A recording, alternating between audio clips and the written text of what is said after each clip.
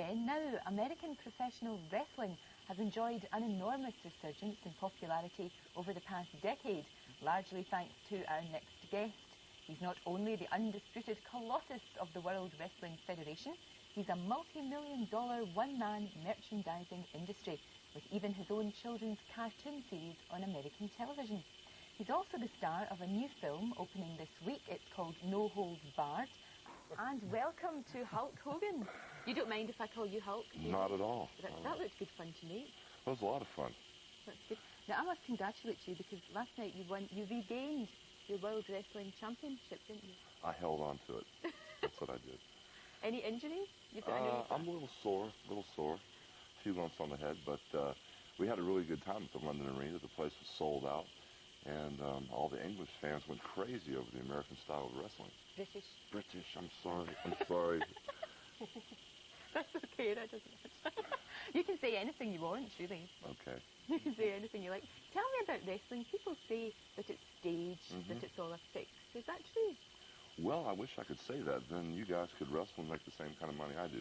No, I'm just joking. It would be very unfair to say that it's all staged and it's all fixed. This man on the end is insistent that it is, Paul Gambaccini, so it's all acting. Well, I guess we're going to have to get him in the ring, but it's much more than that. It's a sport, it's acting, it's entertainment, it's charisma. I mean, if you were there last night, you would see how the British crowd reacted. I mean, they were standing on their feet, and all the British wrestlers that were on the card said, we have wrestled here for 10, 15 years, and we've never seen a crowd react like that. Usually it's just a clap or so. It's a good move in the ring, but last night they were on their feet yelling and screaming. I thought I was in Madison Square Garden in New York City. It was wild. There's a lot of razzmatazz associated with it, isn't it? And it's hugely successful in America. Yes, it is. It's as far as television goes, the demographics and the ratings are just as high as our major shows like The Cosby Show and Entertainment Tonight and things like that.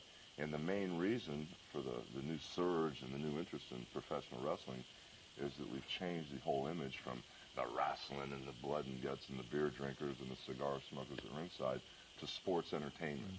We're not here to insult the people's intelligence.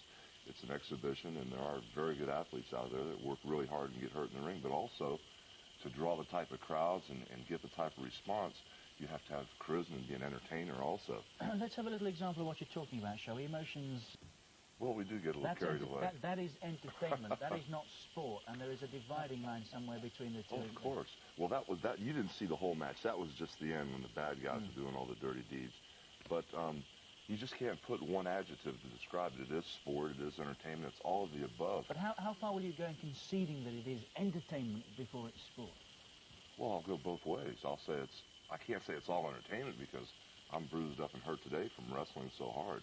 I mean, you just cannot tag it with one label. It would be very unfair. You have to have all of the above: sport, entertainment, and theatrics, and it's all.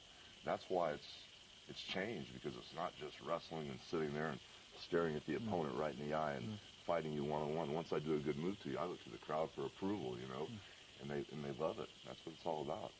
And also, I suspect you're a bit of a softie, really, because you are a big hero from children. Children think you're a great hero in America. Well, the thing is, the character of Hulk Hogan is a very positive image with a very positive message. And basically the whole Wrestling Association, the WWF, deals with a real clear-cut picture of good and bad, black and white. It's so plain. And the message that I give to all the kids in the United States follows basically my personal life. And I say to be a Hulkamaniac, which is what I call all my little Hulksters. You have to train, say your prayers, and eat your vitamins. And there are those are the three demandments to be a Hulkamaniac. And basically, the kids, like you may tell your child, well, wash the dishes when you're done eating, or eat your vegetables. Is the guy in the sound room ready? But if Hulk Hogan talks to him, I have a very stage voice where I say, if you don't eat your vegetables, Hulk Hogan will body slam you right at the table.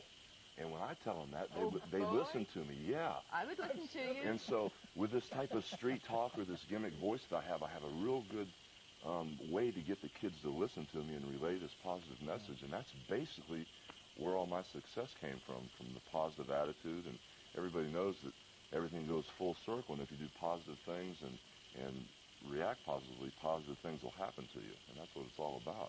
What do you do next? What's your next big project? Well, right now, like you said earlier, my new film, No Holds Barred, is opening up Friday the 13th here. And hopefully, if it does as well here as it did in the United States, I'm off and running. I mean, this is my first major role in a feature film other than Rocky III, where I had a cameo appearance with Sylvester Stallone. And I have a couple other projects ready as far as Hollywood goes. But basically, it's back to the wrestling world and a lot of work and TVs, commercials, and stuff like that. Good luck with the film. Thank you very much. It's been very successful in America. Yes, it Number has. one? Well, it was right behind Indiana Jones, the Last Crusade. We did quite well. Oh, I'm sure it'll get there. Thank Thanks you. very much Have indeed. you ever been nicked by a traffic cop? I don't think they would dare. Well, I'm a pretty good bluffer. I kind of I was just wondering what you'd say to him if you were. You're quite forceful one way or another, aren't you? No, not really. I'm just a good bluffer, like I said. What's it like from round there, Helen Shapiro? Big? Wonderful.